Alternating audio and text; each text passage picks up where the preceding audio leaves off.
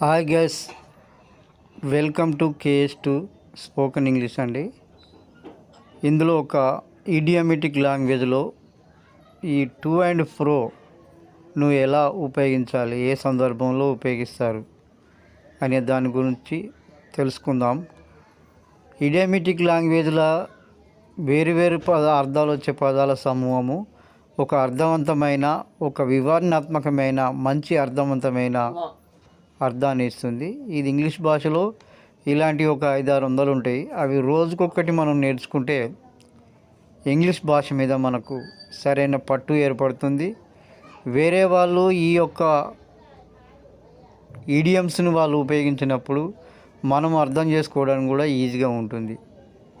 మనం కూడా ఇంగ్లీష్లో వీటిని ఉపయోగించడం వల్ల ఇంగ్లీష్పై మనకు సరైన పట్టు వస్తుంది. సో ఈ టు అండ్ ఫ్రో అంటే టు అంటే వేరే అర్థం, హ్యాండ్ అంటే వేరే అర్థం, ప్రో అంటే వేరే అర్థం. కానీ ఇంగ్లీష్లో ఈ వేరు అర్థాలు చూపే పదాల సమూహము ఒక అర్థం ఇస్తుంది. ఒక వివరణాత్మకమైన, ఒక మంచి వర్ణాత్మకమైన అర్థం ఇస్తుంది. టు అండ్ ప్రో అంటే అటు నుండి ఇటు, ఇటు నుండి అటు అని అర్థం అన్నట్టు. అంటే to and pro, for example ఇందులో ఒక వాక్యం ఇవ్వబడింది. The pendulum of the clock moves to and pro. ఇప్పుడు గోడ గడియారంలో క్లాక్లో ఎట్లుంటుంది, దాని యొక్క ముళ్ళు అనేది పెండులం అటు ఇటు, ఇటు నుంచి అటు, అటు నుంచి ఇటు కదులుతూ ఉంటుంది. ఇలాంటి సందర్భంలో ఇటు నుండి అటు, అటు నుండి ఇటు అని తెలిపే సందర్భంలో, అర్థం వచ్చే సందర్భంలో ఈ టు అండ్ ఫ్రో అనే ఈడియోమెటిక్ను వాడతారు. అయితే ఇప్పుడు ఉదాహరణకు bus charges to and fro available అంటే రాను పోను ఖర్చులు ఉంటాయి. అంటే టు అండ్ ఫ్రో అంటే రాను పోను అనే దాన్ని కూడా ఉపయోగిస్తారు.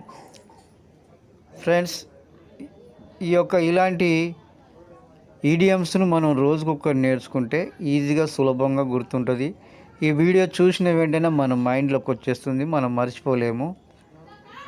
కాబట్టి ఈడియమ్స్ని ఎప్పుడైనా రోజుకొకటిగా నేర్చుకుంటే మన మైండ్లో మనం ఉపయోగించే సందర్భంలో చాలా బాగా గుర్తుంటాయి. ఫ్రెండ్, ఈ యొక్క నా ఎక్స్ప్లెనేషన్ మీకు నచ్చినట్టయితే ఈ ఛానల్ను సబ్స్క్రైబ్ చేసుకోండి, షేర్ కూడా చేయండి, లైక్ కూడా చేయండి. మరిన్ని వీడియోలకి వేచి ఉండండి.